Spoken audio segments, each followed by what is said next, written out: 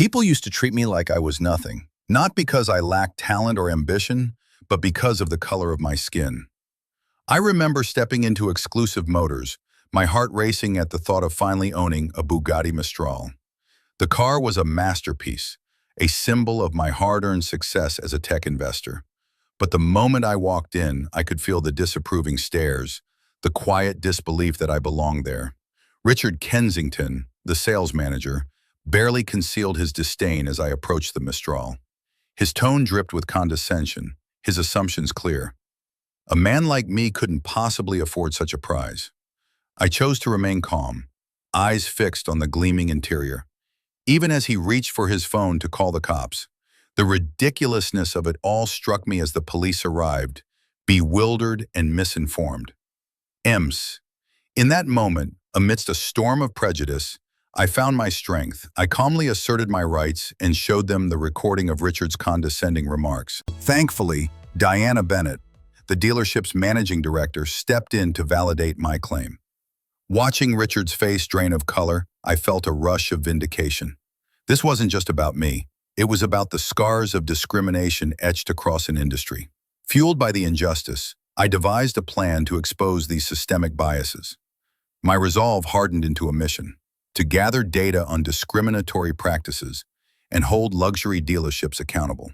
My journey transformed from a simple car purchase into a movement for equity, prompting me to establish the Reynolds Institute for Business Equity, igniting change in a world that desperately needed it. Through this battle, I learned that true luxury isn't just about possessions. It's about creating a space where everyone can thrive. Richard, I'm not here to waste your time. I'm serious about buying this Mistral. Marcus's calm voice cut through the opulent silence of the dealership. Kensington leaned back, barely disguising his smirk. Are you sure you can afford it? A car like this isn't just a weekend toy, it's a commitment. The disdain dripped from his words like poison. Excuse me? Marcus straightened, a flicker of disbelief crossing his face. I've done my research. I know exactly what I'm paying for. Richard's eyes narrowed.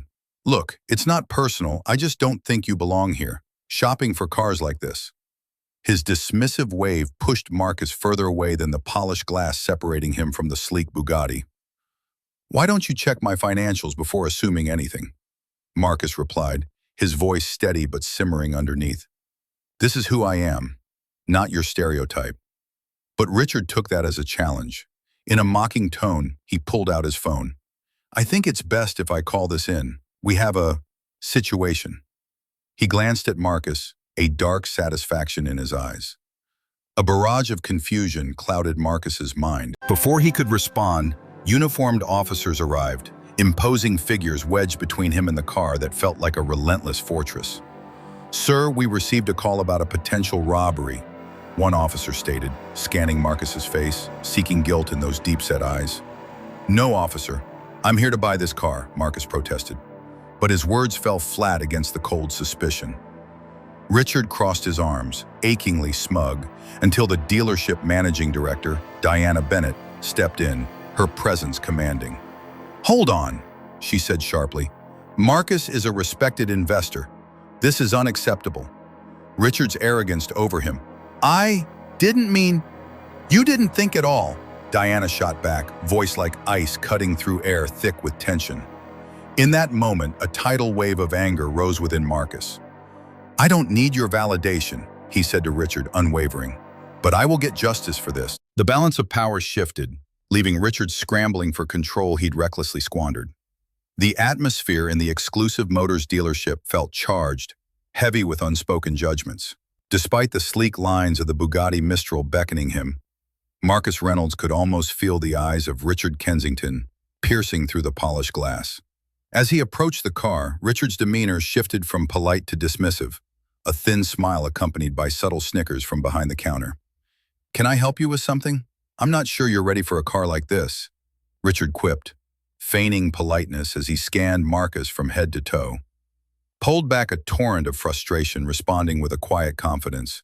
I'm here to make a purchase. That the tension mounted as Richard's dismissiveness turned into full-blown condescension.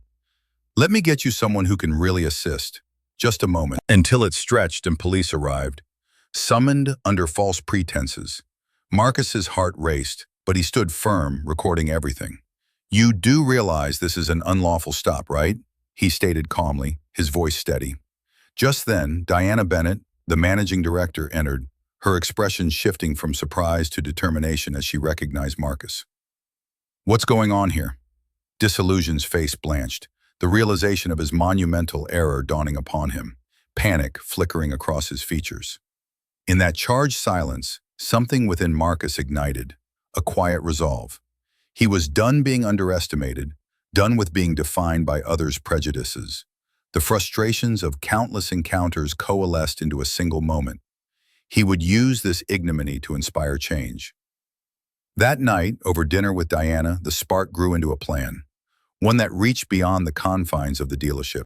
Marcus stood before the gleaming Bugatti Mistral, a sense of calm washing over him, despite the tension in the air.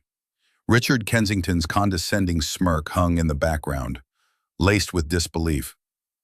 "You really think you can afford this, Mr. Reynolds?" he sneered, but instead of flinching, Marcus straightened his posture. "I wouldn't be here if I couldn't," he replied steadily, his voice low but firm. The salesman's gaze flickered, unsure, but Marcus remained undeterred.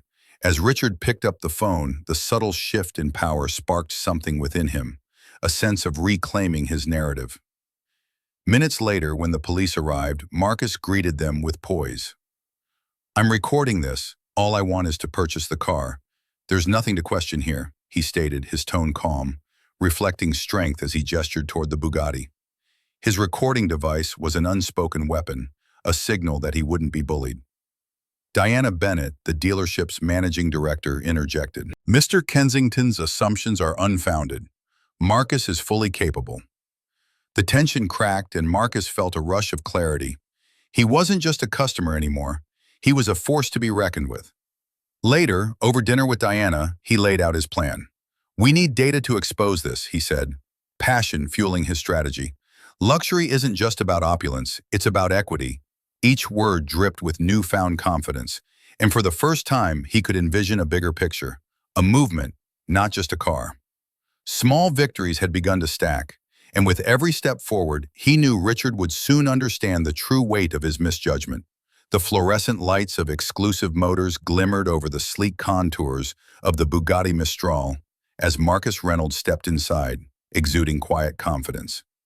Despite his success as a tech investor, the icy stares of the staff wrapped around him, colder than the luxurious marble floor beneath his feet. Richard Kensington, the sales manager, approached with an air of superiority.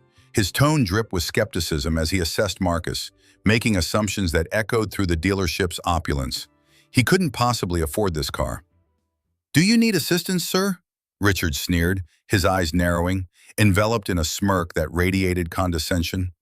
Marcus nodded, maintaining his composure, knowing the stark reality of his financial standing. With every word Richard emitted, the tension thickened, a storm brewing beneath the dealership's polished facade. Then, in a moment that felt surreal, Richard picked up the phone. "I'm concerned about a potential theft." His voice trailed off, rooted in racial bias. The arrival of the police painted a horrid spectacle, their badges gleaming, but not as bright as Marcus's resolve. When they approached, he stood tall, calmly revealing his phone, a recording of every incriminating word spilled from Richard's mouth. "Tia."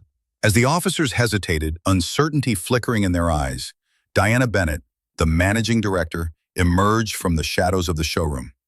"This man is a valued customer," she declared, crushing Richard's misplaced authority. Behind her confidence, Marcus felt a surge of silent triumph, witnessing the unraveling of the salesman's rickety facade. Days later, the real justice came. Armed with evidence from his undercover operation, Marcus exposed not just Richard's behavior, but the systemic discrimination that plagued the luxury market. Media outlets erupted, and the dealership's doors were flung open to public scrutiny.